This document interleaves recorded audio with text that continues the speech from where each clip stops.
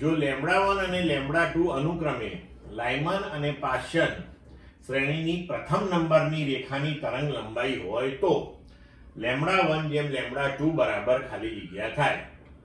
વિકલ્પ આપ્યા છે a 1/3, b 1/30, c 7/50, d 7/108. હવે આપણી પાસે તરંગ લંબાઈ માટેનું સામાન્ય સમીકરણ છે કે 1/λ બરાબર r 1/m² માઇનસ 1/n², જ્યાં r જે છે એ રીડબર્ગ અચળાંક છે, m અને n એ કક્ષાઓના ક્રમાંક છે. બરાબર.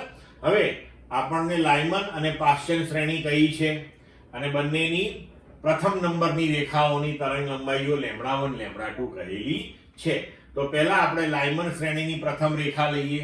તો લાયમન શ્રેણી માટે m 1 હોય અને એની પ્રથમ રેખા માટે n શું હોય? 2 હોય.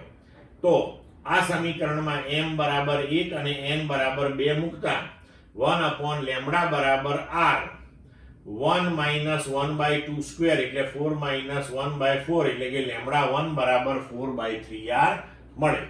હવે પાશ્યન માટે લઈએ આપણે.